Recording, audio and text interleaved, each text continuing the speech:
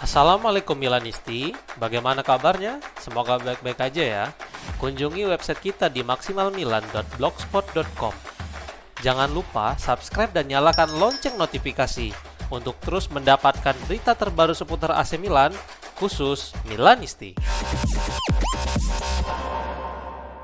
Adin Licina diperkirakan segera tinggalkan Bayern Munchen dan AC Milan adalah salah satu tim yang berminat menurut sebuah laporan. Calciomercato.com melaporkan bahwa dalam kemenangan 4-0 Bayern di Heidenheim, Harry Kane memperkuat posisinya sebagai ujung tombak utama klub serta pencetak gol terbanyak setelah menciptakan gol pada menit ke-92. Di sisi lain, Licina justru tampaknya tidak mendapatkan perhatian lebih dari The Bavaria yang mana kontraknya akan berakhir pada bulan Juni. Milan, Inter, dan Juventus telah menyatakan ketertarikannya kepada pemain 18 tahun itu dan mereka siap merekrutnya untuk tim kedua mereka masing-masing. Licina berasal dari Landshut, sekitar 1 jam perjalanan dari Allianz Arena, tetapi dia memiliki darah Montenegro. Pemain merupakan pemain berkaki kidal dengan teknik yang sangat baik dan dia dapat bermain sebagai sayap kanan ataupun sebagai seorang playmaker yang lebih sentral.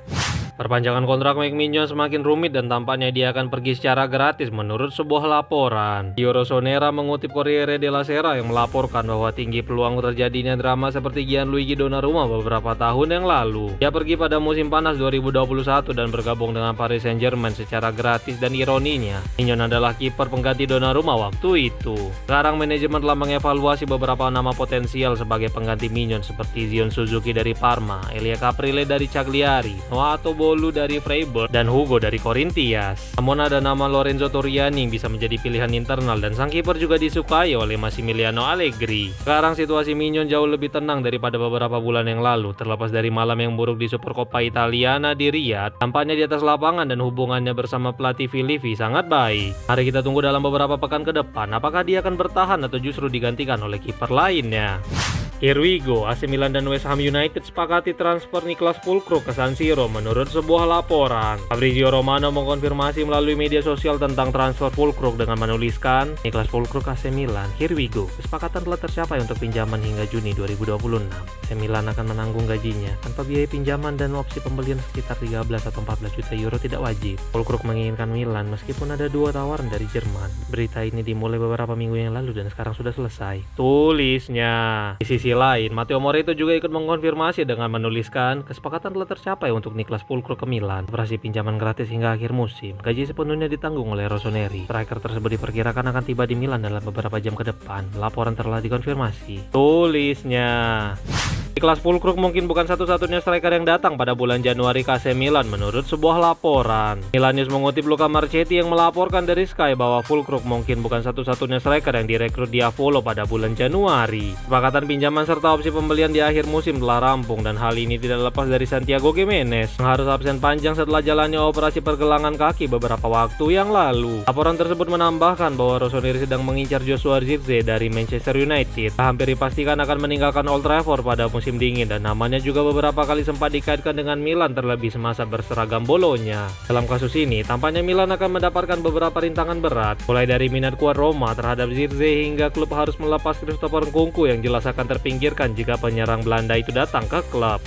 AC Milan kembali coba layangkan tawaran untuk Joe Gomez dari Liverpool menurut sebuah laporan. Calciomercato.com melaporkan bahwa Niklas Füllkrug dari West Ham United akan segera tiba dan menyelesaikan permasalahan striker Milan. Setelah itu, Iglitare akan fokus memperkuat lini belakang, tepatnya sektor bek tengah yang membutuhkan bala bantuan. Thiago Silva telah resmi hijrah ke Porto, sementara itu Lotito akan mempersulit langkah Tare bereuni dengan Mario Gila di San Siro. Nama Axel Disasi telah dikaitkan, tetapi sepertinya Rossoneri lebih tertarik membawa Gomez ke Italia. Musim panas lalu tawaran dari Milan untuk Gomez telah ditolak, namun bek Inggris itu justru kekurangan menit bermain di Anfield. Tare akan kembali mencoba bernegosiasi dalam beberapa hari ke depan. Meskipun jalannya akan tetap sulit, tetapi kedatangan Gomez akan meningkatkan kualitas lini belakang di Apollo.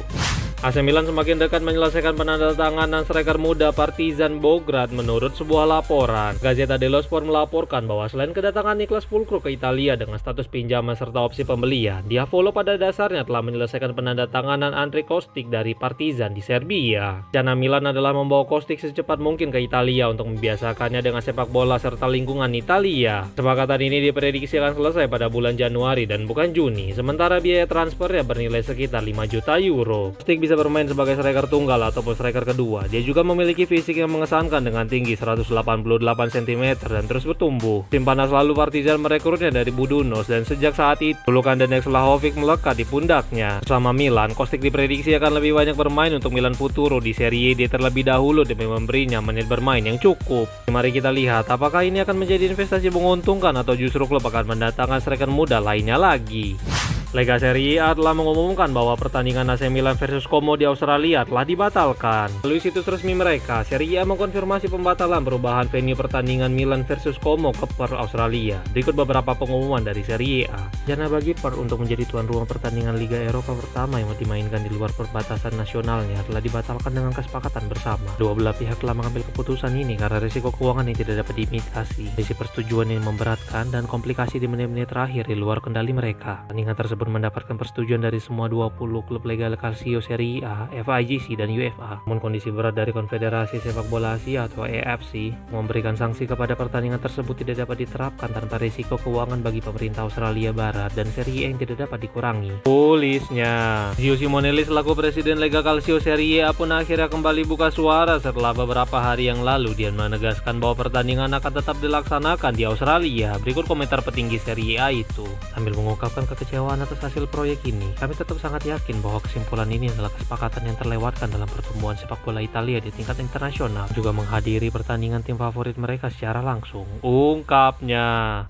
2025-26 setengah jalan, tetapi beberapa bocoran jersey AC Milan musim berikutnya telah beredar ke publik. Putih Headlines melaporkan bahwa seragam kandang Milan musim depan akan menampilkan garis-garis lebar dan klasik yang mengambil inspirasi dari desain akhir tahun 1990-an, terutama seragam Adidas dari musim 1998-99 ketika Rossoneri memenangkan Scudetto. Laporan yang sama juga menyebutkan bahwa seragam tandang Milan 2026-27 akan tetap menampilkan salah satu ciri khas mereka dengan menggunakan warna dasar putih serta aksen emas dan hitam yang menawarkan sentuhan mewah. Ini akan menjadi pertama kalinya Milan menggunakan perpaduan warna putih dan emas lagi setelah musim 2016-2017 untuk seragam tandang. Lalu untuk seragam ketiga musim depan akan menggunakan perpaduan warna abu-abu arang untuk memberikan estetika modern serta sedikit futuristik. Sedangkan warna merah akan kembali digunakan untuk sebagai aksen untuk logo dan berbagai elemen seragam tersebut. Skuad AC Milan siap kembali berlatih dan muncul beberapa berita tentang dua pemain Milan yang mengalami cedera menurut sebuah laporan. Danius mengutip Pietro Mazzara yang melaporkan bahwa Massimiliano Allegri memberi tim beberapa hari waktu istirahat setelah pertandingan di Arab Saudi untuk kompetisi Supercoppa Italiana. Mereka akan melanjutkan latihan di Milanello hari ini sebagai persiapan untuk pertandingan melawan Verona akhir pekan ini. Rafael Leao sudah terlihat berlatih di Milanello kemarin dan dia menunjukkan tanda-tanda positif tentang kondisi fisiknya. Agar Portugal itu kondisinya semakin membaik dan dia diharapkan dapat tersedia bagi Allegri untuk pertandingan akhir pekan ini melawan Gialloblu. Di sisi lain, Matteo Gabbia tampaknya tidak akan pulih tepat waktu setelah dia mengalami hyperextended pada lututnya sedalam hasil imbang 2-2 melawan Sassuolo. Sekarang Gabbia akan fokus untuk pemulihan dan misinya adalah tersedia untuk pertandingan melawan Cagliari pada awal tahun depan.